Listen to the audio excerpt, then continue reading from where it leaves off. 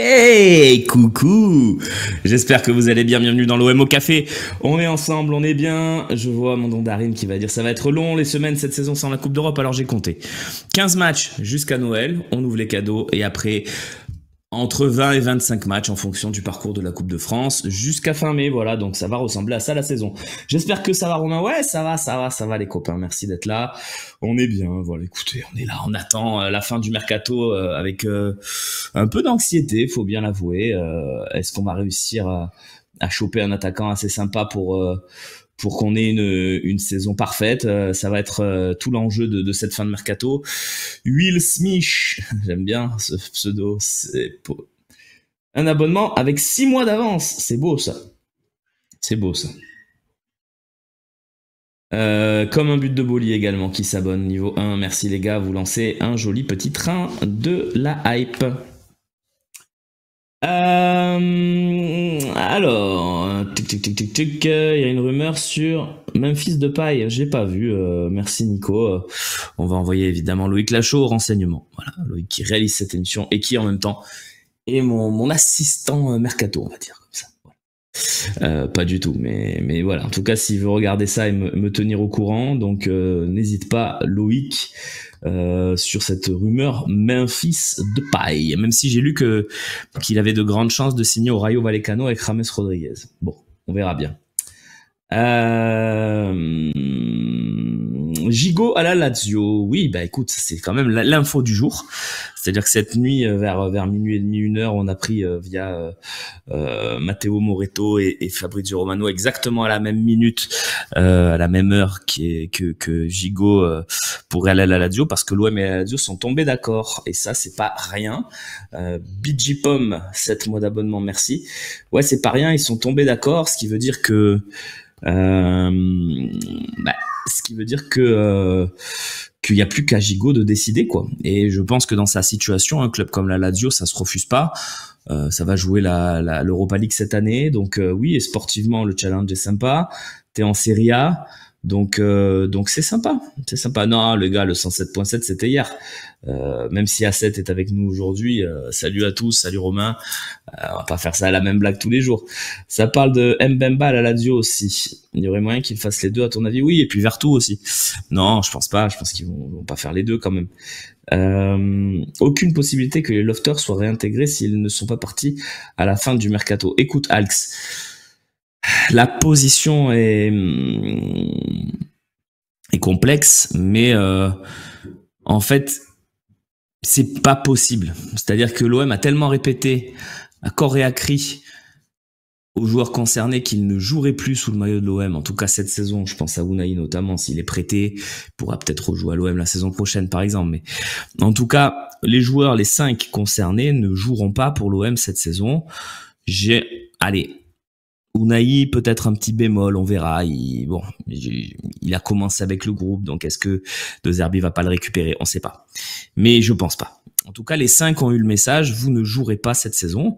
Donc évidemment, très clairement, et ça, je vous assure que c'est la position de l'OM actuellement, on n'entend pas du tout récupérer Mbemba, Vertu ou qui que ce soit. Et pourquoi c'est pas possible? Parce que si là on voit Mbemba jouer pour l'OM, disons à partir d'octobre, bah le mercato prochain, c'est-à-dire l'été prochain, les joueurs qui auront vu ça, ils diront bah ils vont nous réintégrer, ils auront intégré Mbemba, et tu vas te retrouver dans une situation où ton autorité n'existera plus. Donc très clairement, il faut tenir cette parole pour la suite. Tu peux perdre peut-être quelques millions d'euros sur un joueur parce que tu vas te le garder sans l'utiliser, mais pour la suite, ça peut être un truc important. Donc faut surtout pas craquer à ce moment-là, quoi. Voilà. Donc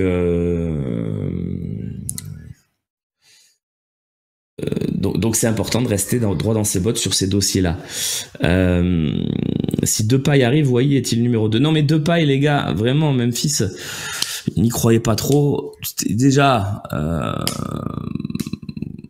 joueur à gros salaire, donc j'y crois pas trop. Et puis, pour l'instant, il n'y a pas des rumeurs non plus extrêmement crédibles. Ils Donc, on verra. Alex Dups, hello tout le monde, salut à toi. Bon, après, on va peut-être pas faire les fines bouches non plus. Je veux pas de Memphis. On parle de l'attaquant titulaire aux Pays-Bas il y a un mois lors de l'Euro, donc c'est pas non plus une pompe. Memphis Depay. Après, est-ce que c'est le joueur qu'il nous faut? Quid? Non, quid, c'est pas ça du tout. Mais je ne sais pas en tout cas. Moi, de ce que j'ai entendu, ils sont pas trop sur Depay. Hein. Alors peut-être qu'effectivement, à 2 jours et demi de la clôture du mercato, ça se réveille et on le tente. C'est pas impossible. Mais bon.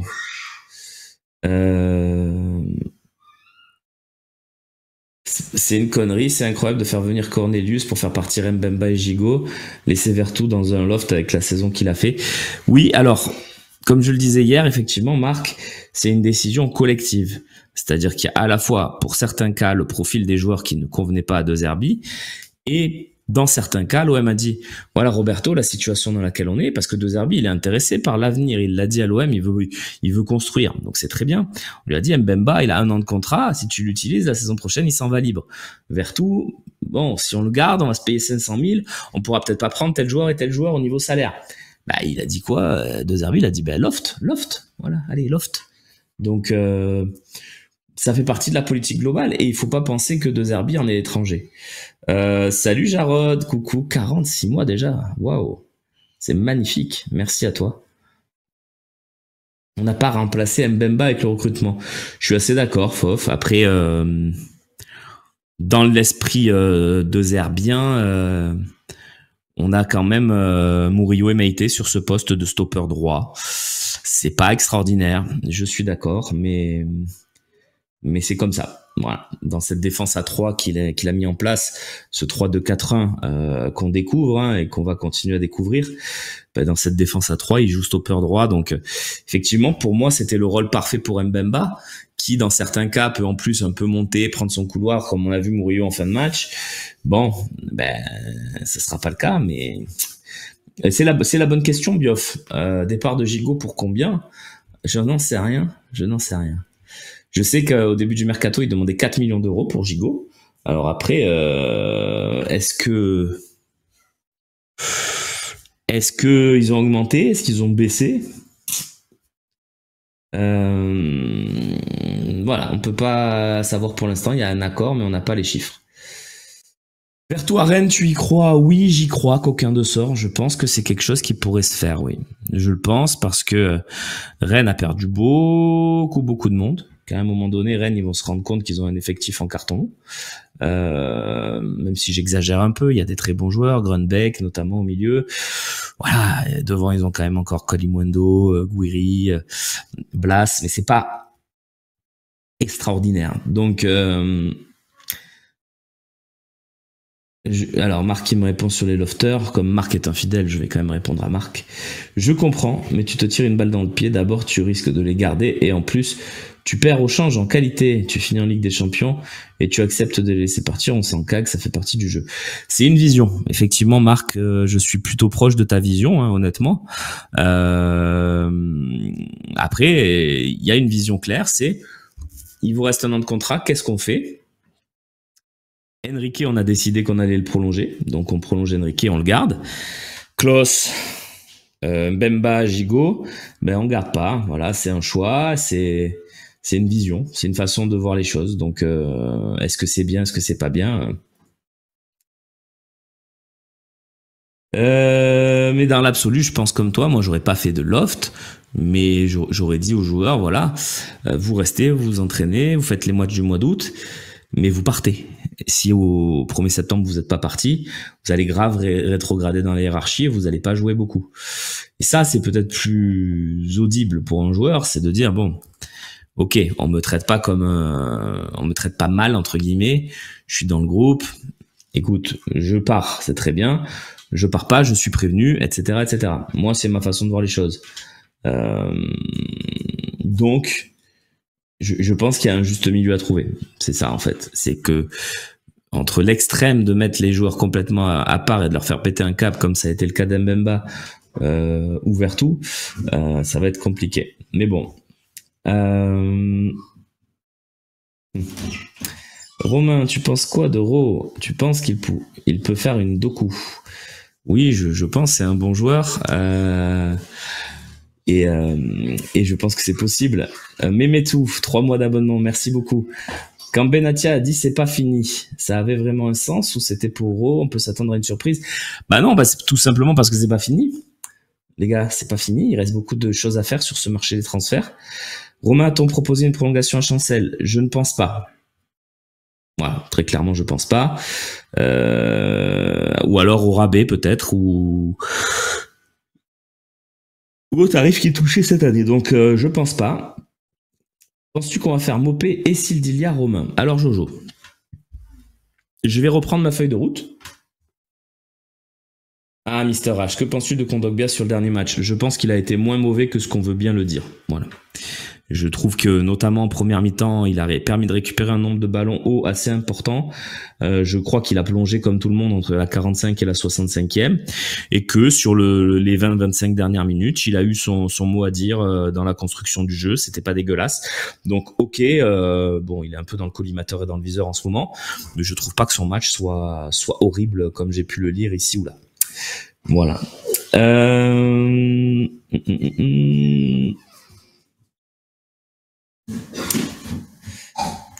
Les messages. Donc Mopé, alors. Alex et tous les autres. On va faire le point. De toute façon, il y a un attaquant qui va arriver. C'est une obligation. Hein. On n'a plus de numéro 9. Il n'y a plus Kelly Wai et il faut prendre un numéro 9. Donc, il y en a un qui va arriver, ça c'est sûr. Après, l'OM essaye plutôt d'obtenir un prêt. Alors, pourquoi? Parce que déjà, financièrement, l'Olympique de Marseille n'a pas énormément d'argent en ce moment. Donc, c'est un peu compliqué de sortir 10-15 millions sur un buteur. Donc un prêt ou un joueur libre, effectivement, hein, je vois elle passer Ben Yedder et Depay comme tout le monde, hein, mais ça j'y crois pas trop. Donc je pense qu'on ira sur un prêt. Donc c'est pour ça que Mopé ça se fait pas pour l'instant, c'est parce que Everton ils veulent pas le prêter, donc c'est compliqué. Paul Onuachu, type robuste pivot, ça t'intéresse? Mais moi, tout m'intéresse du moment que le joueur s'intègre. Je pense effectivement qu'il faut trouver un joueur un peu type Brel Mbolo, profil costaud, Ligue 1, qui va un peu peser sur les défenses pour libérer des espaces à Rowe, à Greenwood, à Harit, à Carboni, etc. Et pour avoir une alternative à Wai, qui est beaucoup plus un joueur de profondeur, de vitesse, d'instinct, même si son instinct l'a trahi sur le dernier match. Donc je pense qu'il faut trouver une alternative. Donc voilà, une alternative pour pouvoir faire autre chose. Et Sébastien Haller, vous me le proposez à chaque émission et je vous dis à chaque émission, oui, c'est un grand oui. Je trouve ce joueur absolument sous-coté. C'est un très très bon attaquant. Voilà, qui connaît la Ligue 1 d'ailleurs, jouait à Auxerre à l'époque quand il était formé. Donc je comprends pas qu'on s'oriente pas sur Lemar. Mais pourquoi faire? Totor, Maximator. Pourquoi faire? Parce que à ce poste, on a déjà, sur le dernier match, on a Merlin qui a joué ailier gauche. On peut avoir Enrique, on peut avoir Jonathan Rowe. Donc je vois pas l'intérêt d'aller chercher un Thomas Lemar, même si tu peux te dire qu'il peut jouer derrière l'attaquant aussi. Non, moi en plus il joue pas beaucoup ces derniers temps. Je suis pas très fan de ton idée, même si elle a le mérite d'exister. Hein. Entre Mopé, Mohamed et un panic buy, faut pas se louper. Oui, c'est sûr, Nico, c'est vrai. Après, les deux, même Mopé et Mohamed, c'est pas dégueulasse non plus. Hein. Mohamed, c'est pas ma tasse de thé.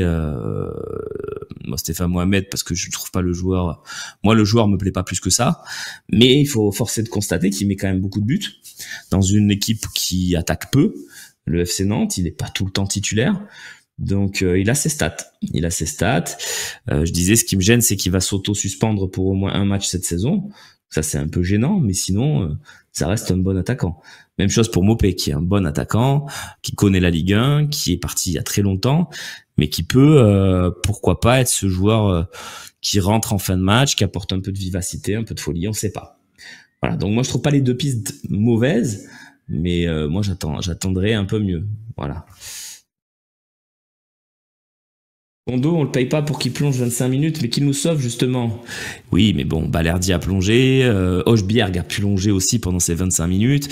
Ils ont tous plongé, donc moi, je veux bien, hein, je veux bien, mais bon. Arnautovic, c'est un peu âgé, non? Je sais pas.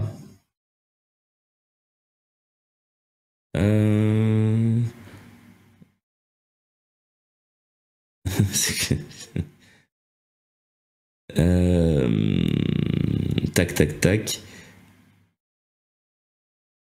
Alors, Mohamed Bamba de Lorient, j'y crois pas du tout. Très honnêtement, les Boulas, je pense que c'est pas une des pistes de l'OM. Après, évidemment, si demain Mohamed Bamba signe à l'OM, je vais passer pour un abruti. Mais c'est pas grave. On m'a pas parlé de ce joueur du tout, donc les noms même de pas et tout ça, j'en ai un peu entendu parler à la commanderie, mais sans plus. Par contre, Mohamed Bamba de Lorient, pas vraiment. Paul Onuachu, ça te plaît? Oui, oui, ben je vous ai déjà dit, pourquoi pas. Ça fait partie des joueurs qui peuvent être intéressants avec son profil un peu bagarreur. J'aime bien. Si on a l'argent pour Ben Yedder, autant prendre Martial. Martial, ouais, pourquoi pas le relancer, mais ça fait beaucoup de joueurs à relancer là quand même.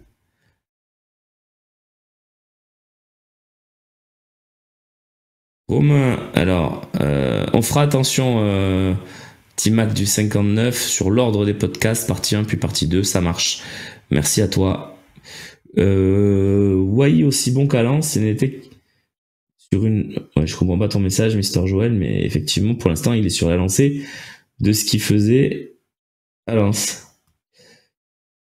Salut, question sur la VAR. Est-ce que les ralentis dont dispose la VAR, sont fournis par DAZN? Car sur le dernier match, potentiel faute d'Harit et le but de Reims, les ralentis sont quasi inexistants. C'est une très bonne question. Merci de la poser. Il faut savoir que dans le studio VAR, les arbitres disposent de tous les angles de caméra du diffuseur.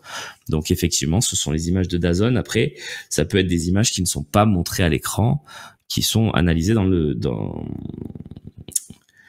studio VAR. Donc ça, oui, mais c'est bien les images de DAZN, effectivement, forcément. Est-ce qu'il y a eu des discussions avec Max Lopez? Alors, Will Smith, je vais essayer d'être clair sur le dossier Max Lopez. Non. Voilà, non, il n'y en a pas eu. Sur Lopez qui va signer en Ligue 2 à 26 ans, je me suis pris des torrents de boue quand je vous ai dit, et même je sais que ça ne lui a pas plu à lui, à son entourage. Voilà, c'est un des rares joueurs avec qui qui m'a fait comprendre qu'il n'était pas content de ce que je disais, et ça s'est très bien fini d'ailleurs. Je lui souhaite le meilleur, vraiment très sincèrement. Il fallait peut-être voir aussi que quand je disais pour moi c'est trop léger pour l'Olympique de Marseille, ça n'était pas une attaque sur le joueur que je trouve très technique, très bon, très beau joueur de foot, mais qui à 26 ans se retrouve en Ligue 2. Voilà, donc peut-être qu'aussi tous ceux qui disaient ça n'étaient pas des abrutis finis. Voilà, c'est tout. Donc on se retrouve avec un Max Lopez qui peut peut-être faire monter le PFC hein, avec son frère Julien. Il y a un bel effectif, donc pour moi il y a peut-être plus Adrien. Pour moi, s'il y a un penalty dans ce match, il est sur Greenwood en première. Sur Harit, c'est des petits contacts. Pour moi, il n'y a pas grand-chose. Max Lopez, c'était 110 passes contre Guingamp Ovel. Ça sert à rien de faire des passes. Si le coach dit tout le jeu passe par Lopez, il va toucher ses 110 ballons. Donc, et effectivement, sous Rudy Garcia, il avait été intéressant quand il avait été lancé. Mais dans ce milieu, je me souviens, si je dis pas de bêtises, et je vais en dire une parce que je me souviens plus de la sentinelle, mais ça devait être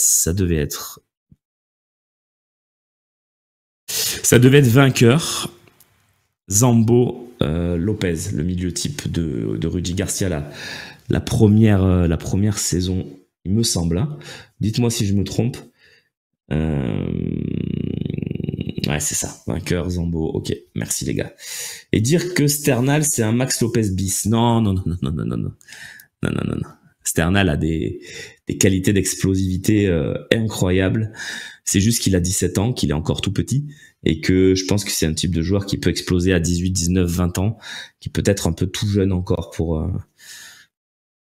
pour les joutes de Ligue 1 et si on prend la génération qui est à l'Euro U17 et il en était, il y a très peu de joueurs qui ont du temps de jeu en Ligue 1 dans cette génération là pour l'instant. Donc il est pas en retard ou quoi. Non, c'est juste qu'on prend notre temps et on a raison.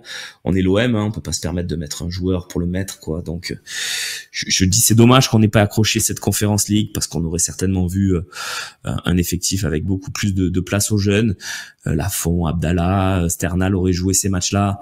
Voilà, donc c'est un peu Sternal serait plutôt comparable à Albona, je suis assez d'accord à 7, ouais. Vous énervez pas d'avance. Et Bamba Dieng, écoute, je me suis posé aussi la question, Philou, pour être très honnête avec toi. Le problème, c'est la façon dont ça s'est terminé avec l'OM. Ça s'est mal terminé, très clairement, et c'est impossible. À moins d'une énorme surprise, c'est impossible. Non, Alex, pour en avoir discuté avec lui, c'est pas du tout ça. Michel Liaga n'est pas fan de Sternal. Non, c'est pas du tout ça. C'est qu'il trouve, comme je vous l'ai dit, d'ailleurs je suis d'accord avec lui, que pour l'instant c'est trop léger physiquement. Et qu'en Ligue 1, tu vas avoir du mal à t'imposer si t'as pas au moins un petit bagage physique et athlétique. Donc pour l'instant c'est léger. Ça veut pas dire que ni lui ni moi n'aimons le joueur. Moi je l'adore personnellement. J'ai suivi un peu les matchs de jeunes l'année dernière. C'est un très bon joueur, vraiment excellent. Il a mis des buts en Gambardella de très haut niveau, donc moi il y a pas de problème. C'est juste que pour l'instant, vu la saison qui nous attend à 34 matchs, où regardez, on a perdu 2 points contre Reims, presque c'était la fin du monde, et ils ont raison ceux qui disent ça, parce que on joue tellement que ça, que de perdre 2 points en Ligue 1, c'est une folie pour nous. Donc évidemment, malheureusement pour les jeunes, je pense qu'il n'y a pas la place. Voilà. Alors que Sternal fasse 5 matchs, qu'Abdallah en fasse 3, que Lafont en fasse peut-être 1, ça va arriver en fonction des suspendus, des blessés, tout ça. Ça c'est sûr. Mais pour l'instant, je trouve que dans l'état actuel des choses, il n'y a pas la place. Tout simplement pour un jeune joueur. C'est regrettable, mais c'est comme ça. Et Yamal, il est physique? Oui. Ah oui. Yamal, il est athlétique. Déjà, ils ont exactement le même âge, donc c'est très bien de les comparer en termes athlétiques. Tu mets Yamal et Sternal à côté, athlétiquement, au niveau des cuisses, au niveau de la musculature pure, il n'y a pas photo. Donc oui, Yamal est très athlétique. Pour un garçon qui avait 16 ans à l'Euro, il est bien sûr athlétique. Tu fais pas un aussi bon Euro si tu n'as pas une capacité athlétique de très haut niveau. Pour ce qui est du loft, on a quand même, si on fait partir Gigot là, on peut se dire qu'on en fait partir un par jour et voilà, hein. Un Gigot, un Vertou, un Mbemba et basta. Après c'est sûr que Garcia ou Naï, bon, je pense que Garcia et Unai vont partir en prêt, mais c'est une bonne idée Thermix, hein. Plea en neuf, on n'en parle plus trop d'Alassane Plea depuis qu'il est parti en Bundesliga. Petit à petit, il disparaît un peu des radars, mais ça reste un bon attaquant, hein, un très bon attaquant même. Donc moi je trouve que l'idée est pas mal du tout. Après, c'est toujours pareil, le problème du prix. Mais j'ai donné mon avis sur Maxime Lopez, hein, les gars. Je vous débarquez ou quoi? J'ai dit il y a 3 minutes, j'en ai parlé. Tu penses quoi de Florent Aillé d'Auxerre? J'en pensais beaucoup de bien quand il était, je crois, à Empoli en Italie. C'est un joueur qui me plaisait beaucoup. Après de là, signé à l'OM, je pense qu'on est sur il y a un monde entre son niveau et le niveau qu'il faut pour signer à l'OM, à mon avis. Mateta, c'est si cher. Alors Mateta, je sais pas combien ils en demandent. Par contre, ils viennent de faire Nketiah pour 30 millions. Donc je pense que s'ils lâchent Mateta, ça sera dans ces eaux-là. Donc est-ce que c'est cher, pas cher? Ça, c'est à vous de voir.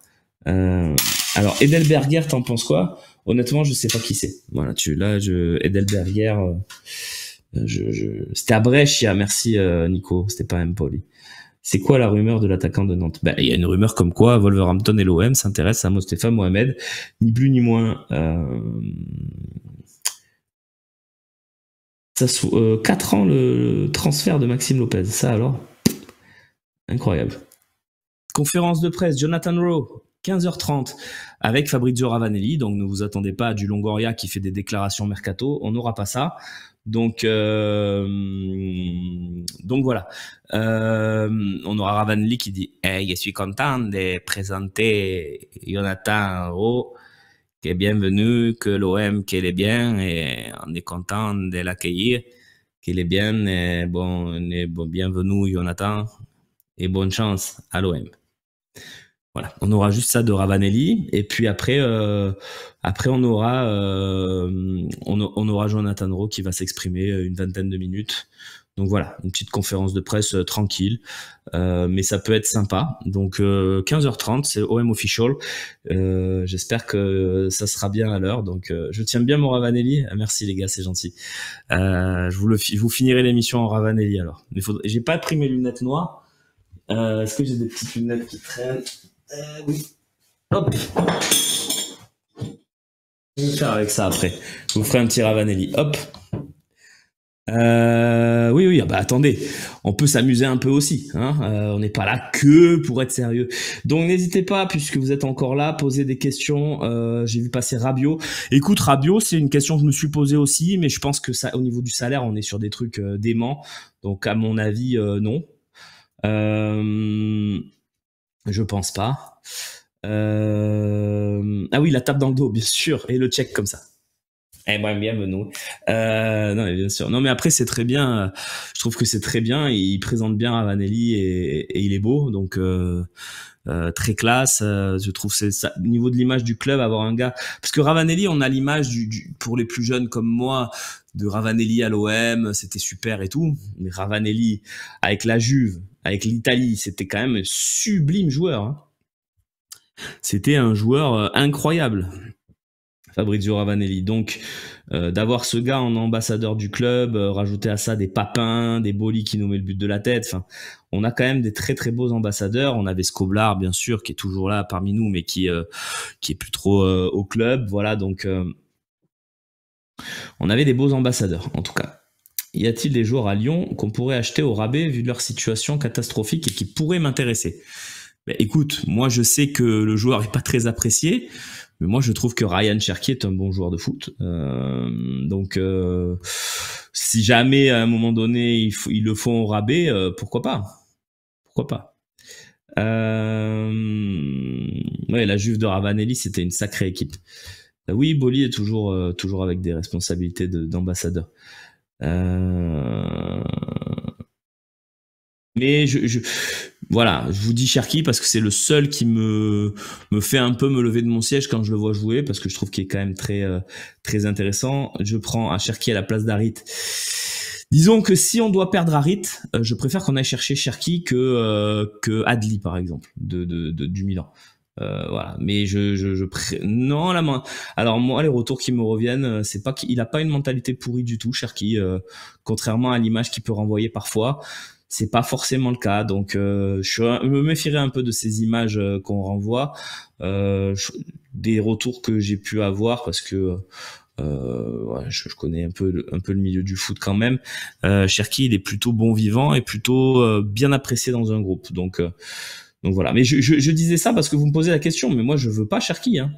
Je vous rassure. Juste s'il y a un joueur à Lyon à aller chercher dans cette situation-là actuelle.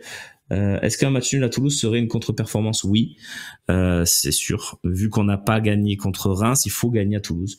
Si on avait gagné contre Reims, je te dirais que non, parce qu'un match nul à l'extérieur, tu fais 7 sur 9 sur 2 déplacements, ça me paraît cohérent. Mais là, dans la situation actuelle, je pense que il faut gagner pour rester au contact. Si tu commences à prendre 4 points de retard sur Monaco, sur peut-être Lens, Lille, ça va être une mauvaise situation et mauvais délire. Donc Carboni, il a 19 ans, il a 2 entraînements dans les pattes parce qu'il a été blessé dès qu'il est arrivé. On va laisser le temps avant de juger le gars. Il est appelé encore en sélection argentine. Ça peut pas être une pipe, hein. Voilà. Donc pourquoi on ne prend pas Khaled Tsar? Non, bah non. Putain, il a encore fait un match contre Monaco, c'est catastrophique. Mais alors oui, le programme, Lopsy. Merci de me poser cette question. Désherbier les tous. J'aime bien ce pseudo. Est-ce que les 4 premiers matchs sont à tenir compte en bon comme en mauvais? Moi, je pense qu'il faut prendre en compte tous les matchs parce qu'on est dans une saison à 34 matchs. La Ligue 1 est courte, elle est intense et tu peux pas te permettre de laisser des points en route. Maintenant, évidemment, Si on avait fait un match nul dû au scénario à Brest et qu'on avait fait la même presta et qu'on avait battu Reims, on serait dans un degré de confiance élevé parce qu'on dit le 2 Herbiball progresse, parce que je trouve que c'est le cas, et l'OM progresse. Donc effectivement, il faut aussi regarder le jeu. Et en termes de jeu, je trouve, c'est mon avis, qu'on a progressé de Brest à Reims et que si on continue comme ça, c'est pas mal.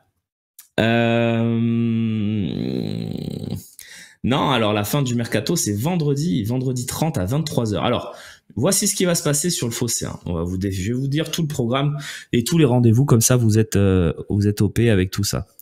Il y aura une conférence de presse de Jonathan Rowe aujourd'hui. Je pense, alors déjà il y a l'OM au café jeudi et vendredi matin, bien sûr, ça sera avec Slim. Je crois que je travaille pas le matin ces jours-là, ouais, je travaille les après-midi et les soirs. Donc effectivement, ça sera avec Slim. Vous aurez donc probablement une conférence de presse d'avant-match, à mon avis jeudi, à mon avis demain. Vous aurez un talk, bien sûr, à 18h. Avec toute l'équipe du Phocéen. Vous aurez vendredi l'émission spéciale Mercato, la dernière ligne droite, Mercatalk, la dernière ligne droite, où on fera 21h30, 23h. Donc 21h30, on se retrouve pour la dernière heure et demie de Mercato. Et vu comme ça se déroule actuellement, il n'est pas exclu que... Ah, la conf est vendredi. La conf est vendredi, l'avant-match Toulouse à 15h15. C'est malin, c'est pas s'embêter avec une conf dans un dernier jour de mercato. Bien joué l'OM, je trouve, sur ce coup-là. Donc la conf sera vendredi, effectivement, après-midi. Très bien. Eh ben très bien. C'est super. Slim, il va nous corrompre avec des mecs de Nantes. Lui, c'est plus Lorient, Slim, mais bon, sur les joueurs, il connaît beaucoup les joueurs de Lorient. Et du coup, voilà, donc on aura donc cette émission dernière ligne droite, ce sera vendredi, donc après la conf. Donc vous avez quand même conf de Jonathan Rowe aujourd'hui. Demain, il y a, alors tout avec les OM au café. Demain, vous avez OM au café et talk. Vendredi, vous avez OM au café, conf d'avant-match et dernière ligne droite. Non, mais je dis, c'est malin, pas du tout. C'est dans le dernier jour du mercato, ils font la conf. Bon. J'ai confondu les jours. Donc, dernier jour du mercato, vous aurez donc OM au café, conf de l'Olympique de Marseille avec 2 Herbies et un joueur, plus mercato la dernière ligne droite, 21h30, 23h.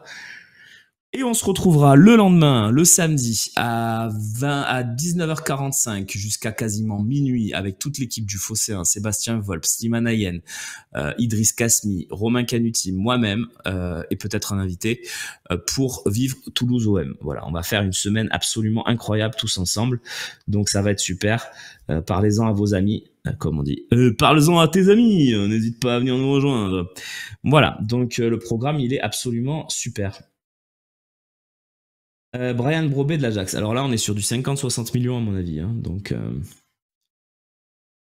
ok, on va finir l'émission en mode Fabrizio Ravanelli. Bon, les lunettes sont un peu dégueulasses, les lunettes de jardin, et elles sont pas noires, mais on va faire comme si. Et je vous remercie d'être venu pour l'OM au café. Et je crois, bon, c'était important de dire que bon, on a fait la présentation de Jonathan Rowe à 15h30 et que les joueurs bien. Ciao les gars et passez une bonne journée.